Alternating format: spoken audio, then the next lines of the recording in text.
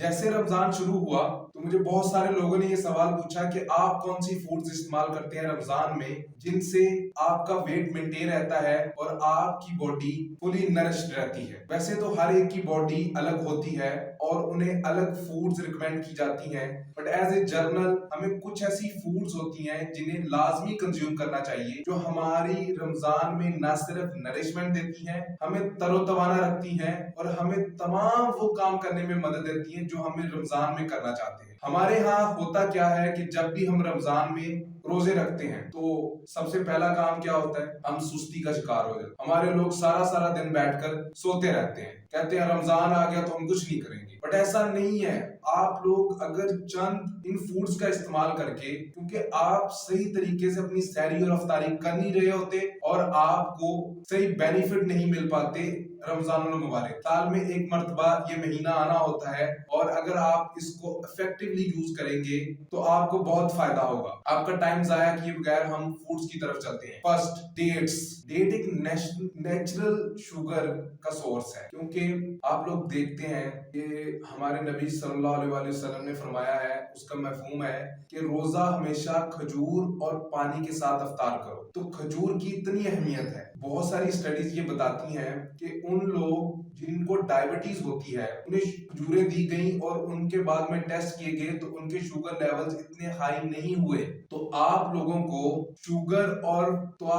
को डेट्स को कंज्यूम करना चाहिए। इससे आपको एक तो नेचुरल शुगर मिल जाएगी और आपको ज्यादा नरिशमेंट मिलेगी। अगर सहरी और अफ्तारी में दोनों पॉसिबल है आपके पास तो दोनों में ये ले सकते हैं। Second, lentils. अब लेंटल्स क्या है, ये प्लांट प्रोटीन सोर्स है। अब वो लोग जो वेजिटेरियन डाइट करना ही पसंद करते हैं, जो वेजिटेरियन ही है, तो वो लेंटल्स ज्यादा से ज्यादा कंज्यूम कर सकते हैं। ये प्रोटीन से पैक्ड होती है, इसमें फाइबर होता है और वो आपका डाइजेस्टिव सिस्टम, आपका स्टमक, ब्लूटिंग और हर चीज को बेहतर करता है। क्योंकि इसमें फाइबर मौजूद होता है, इसीलिए ये सारा दिन आपको फुलफिलनेस का एहसास दिलाता रहेगा और आपको ज्यादा भूख और प्यास नहीं लगेगी। थर्ड, वेजिटेबल्स लाइक ब्रोकली, स्पेनिच और स्वीट पोटैटोज, ये न्यूट्रिशन से पैक्ड होते हैं। इसमें तमाम न्यूट्रिशंस मौजूद होती हैं, कार्बोहाइड्रेट्स, प्रोटीन, फैट्स और तमाम विटामिन्स और मिनरल्स मौजूद होते हैं जो आपको फुल नरिशमेंट देते हैं। जब आपकी बॉडी में इन सारी चीजों की कमी नहीं होगी, आपकी बॉडी तरोतवाना रहेगी पूरा दिन। तो जब आप फास्टिंग कर रहे होंगे, यानी रोजा रखा होगा, तो आपको उस रोजे का फायदा बहुत अच्छे से उठाना आ जाएगा। आप बहुत तेजी के साथ अपने काम भी कर सकेंगे और अपने आप को तरोतवाना भी रख सकेंगे, सुस्ती नहीं होगी आपको। और सेकंड चीज ये कि ये लो इन कैलोरीज होती हैं जिनसे आपके स्ट्रेस लेवल्स और शुगर लेवल्स कंट्रोल्ड रहते हैं। अब वो लोग जो वेजिटेरियन नहीं है और कहते हैं कि हम गोश्त खाना पसंद करते हैं, तो वो चिकन और फिश का इस्तेमाल कर सकते हैं। आप लोग जानते हैं फिश में ओमेगा 3 फैटी एसिड्स होते हैं जो हमारी बॉडी के लिए इंतहा से ज्यादा जरूरी है। उसमें एंटीऑक्सीडेंट्स होते हैं जो हमारे फ्री रेडिकल्स को बनने नहीं देते और हमारी बॉडी के मैकेनिज्म्स को और इनहांस कर देते हैं, हमारी इम्यूनिटी लेवल को इनहांस कर देते हैं। और चिकन प्रोटीन से पैक्ड होता है। जिन लोगों को प्रोटीन की अशद जरूरत होती है रमजान में ताकि उन्हें नरिशमेंट मिल सके, तो वो चिकन का इस्तेमाल ज्यादा से ज्यादा कर सकते हैं। बट आजकल तो पाकिस्तान में चिकन बहुत महंगा है, तो आप लोग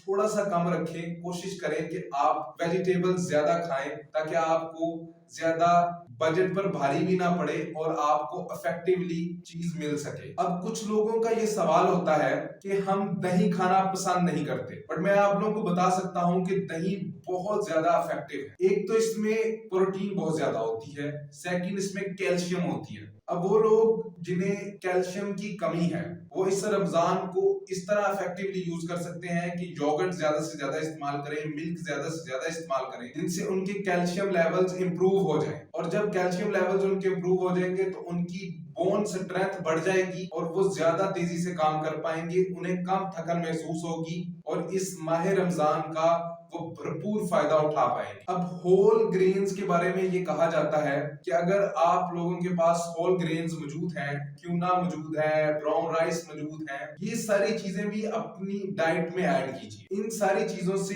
एक फायदा आपको ये होगा कि एक तो ये न्यूट्रिशन डेंस फूड्स होती हैं, सेकंड ये है कि इसमें कार्बोहाइड्रेट, प्रोटीन और फैट्स आपको मिल जाते हैं इजीली, और क्योंकि ये स्टेपल फूड्स होती हैं इजीली आपको अवेलेबल भी होती है। जब आपको ये इजीली अवेलेबल होती हैं तो आपको बहुत फायदा होता है और आप इनको लाजमी कंज्यूम कीजिए, इनको छोड़िए मत। अब लास्ट पे सबसे आम चीज ये है कि आपने हमेशा हाइड्रेटेड रहना है। लेकिन रमजान का मसला ये है कि आप 14 से 15 घंटे की फास्टिंग पर होते हैं, तो कुछ एरियाज में 16 घंटे तक की फास्टिंग है। तो जब 16 घंटे की फास्टिंग है तो आपके पास टोटल टाइम पीरियड ही 2 से 3 घंटे या 4 घंटे का बनता है, 2 घंटे सहरी के और 2 घंटे अफ्तारी के, तो आपने सोना भी होता है। तो आप उस दौरान हाइड्रेटेड कैसे रह सकते हैं?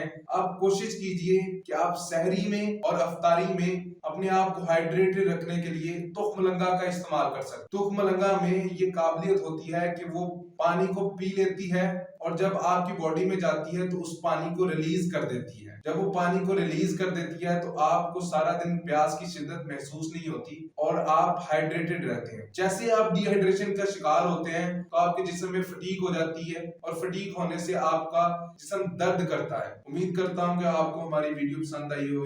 आप हमारे चैनल पर जारी रमजान सीरीज को फॉलो कर सकते हैं। Like, share and subscribe to my channel.